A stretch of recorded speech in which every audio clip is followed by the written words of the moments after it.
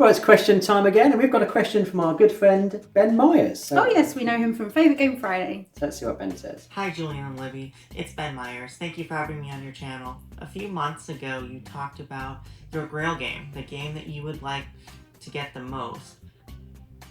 My question to you is, what are a few other games that you would like to get? Ones that aren't available in the UK, or ones that have just been out of print for a long time and you just haven't been able to find anywhere, or they are just extremely expensive? Bye. I mean, I think when we did our Grail games, I answered Sleeping Gods, and it's And somehow made its way to this show. Yeah, I talked about Starcadia Quest, if I remember correctly, because you did. not that Starcadia. I wanted the other extra stuff. Yeah, I wanted the Kickstarter version of Starcadia. If you want to watch that video, there's a link to it. Games. I want everything. You do. It's a problem. Particularly when any time there's a show rolling around, like Essen or... Oh, that was dreadful. You'll be looking at every single kind of review or demonstration of a game, going, oh, look at this one, this looks great, and you end up with like, how long is your wish list? Okay, so I have different wish lists on different friendly local game stores, because some of them get more things in that are different. Like one of them particularly tends to get Kickstarter versions of things if you've missed it. So then, you need to have a list on there of things that you've not been able to afford at the time or whatever. And then one of them's like the most local to us and the one that I have the most loyalty points for. So, I want to buy from them whenever possible. And then there's another one that sometimes has good deals. So, I mean, I know that I have more than 100 on one of them. That's silly. I've got space for 100 games. We'll make space, we make new shelves. New games are wonderful. Essen was a problem. And to be fair, I haven't actually got a lot of the games that I desperately would like to play, and that was back in October. We're now just about in March, so I have been quite restrained. There was things like Bitoku, I'm not quite sure if that's the right pronunciation, but I think that gorgeously pretty one. Things like Boon Lake, people were talking about from Essen, and or was it? There was the one where you put the marbles, kind of like Potion Explosion, but very different. Okay. Loads of different ones. I get a bit obsessed about some of the new ones that I get excited by. Like at the moment, I'm obsessed with Arc Nova.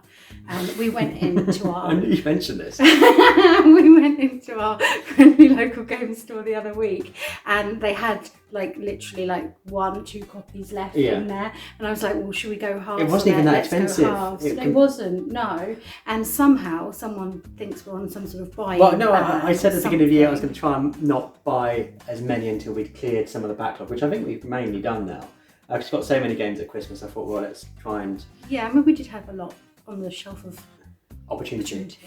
But in retrospect, because it was cheap and I should have I didn't know much about it. I think we came back that day and then you watched the rest of the top 10 of the Dice Tower. Yes. With Tom then going, it's his favourite game ever. And then you're like, maybe I should have paid attention to Libby. I was tempted to say, let's go back there tomorrow and pick it up. Because if I'd seen that first, I would have... Yeah, and they didn't have it online, they only had it in store. So is that what would you want most then? So say a crazy second uncle has got a bizarre will where he's like, I'm going to buy Libby one game. One? Yep. Why can it not have a value? No. Actually, it says specifically one game, but money is no object. So any of those. Oh gosh, there's loads. Well, you know how much I really liked the Great Wall when we played that with our friend. But then if it's no object, then I kind of think surely there's something more expensive. You convince the ghost of your second great non-existent once removed. Yeah. I mean, Star Wars, what's the Star Wars miniature? Is it X-Wing? X-Wing, we don't have that. We have a lot of the other Star Wars games, and X-Wing's huge, isn't it? With all the bits, there's bits coming out all the time. And the miniature's really nice. They are, and they're pre-painted, so... That's a good idea. And Nemesis has a lot of extra stuff. Oh yeah, Nemesis is everything. Yeah, you really like that. Yeah. So... we play that with our friends because a lot of them own it, but we haven't got a copy, and I just think it would be because everyone seems to have a copy of Nemesis. It feels like you could just play theirs. Do we need it? But I want it. It's a struggle. Games that are out of print. I have a weird habit of wanting to theme things. You theme everything. Like we have a gaming night and we'll theme the music to whatever the game is. So if we're in Arnak, somehow there's the like soundtrack of Indiana or Lara Croft or whoever. Or if we're doing like Yado night, then it's like Japanese style music. You just have to theme everything. And you also brought up Japanese cocktails for that, so it's not just me. But we are. So we're going on holiday because we're allowed to now. At the end of the year. So I've been started looking at what games I could get that are kind of based around where we're going. So I've seen Santa Monica because we're going to Los Angeles and we're going to go to we're there. We go to Hollywood. So there's a game. I love the kind of classic Hollywood era, kind of 1930s kind of era, black and white movie time. I just love all of that sort of stuff. And there's this Reiner Knizia game called Hollywood: The Golden Age, and I think it's actually a retheme of Dream Factory that's out of print in English, but there's a Spanish version that has all of the proper artworks, a drawing of these classic Hollywood. Oh yeah, because you don't want the one that's been sort of updated into different, like more modern people. Yeah, I don't really like the art style. I want the proper classic Hollywood one with this. It's got this amazing map, and all the cards are they're kind of language independent, so we could get. I'm sure the rules online somewhere, but I'd love that. That looks great.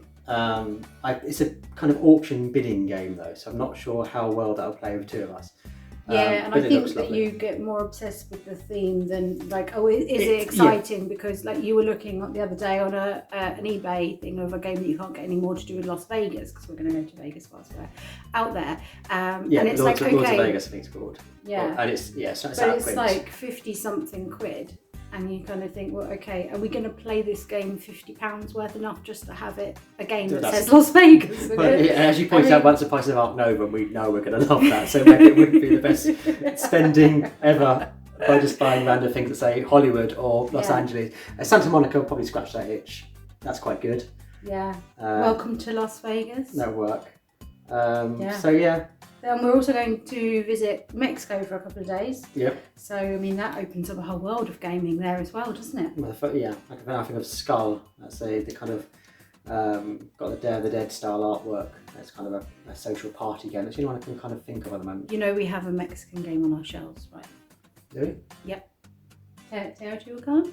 Oh, okay. I didn't even realise that was in Mexico.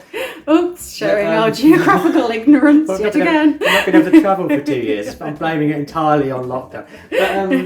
But seeing Teotihuacan on there, we've got Yado on above it, and that was a Kickstarter? That was a Kickstarter, because I don't think it's very easy to get if you didn't Kickstart it, because it's a game that I loved before from the original version, and then they did the master set, so I scooped onto that. But I do have a bit of a Kickstarter issue.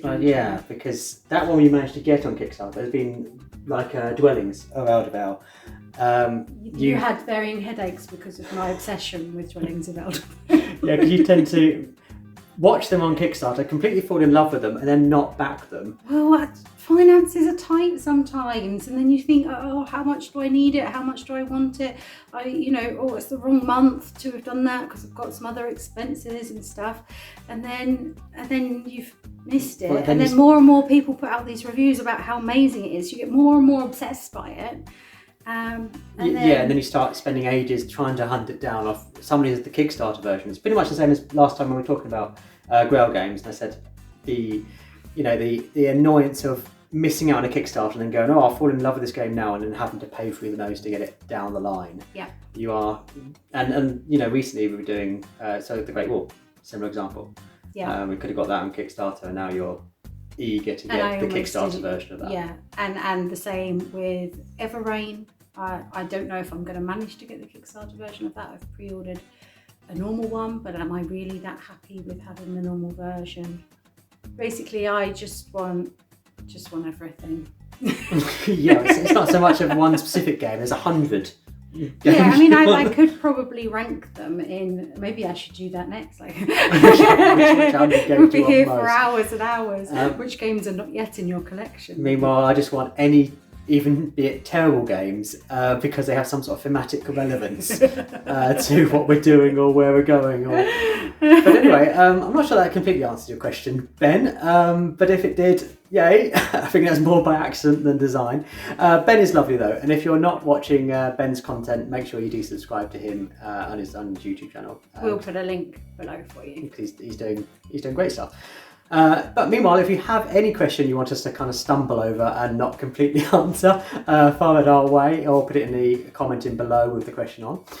And if you like what we're doing, subscribe to our channel if you haven't already.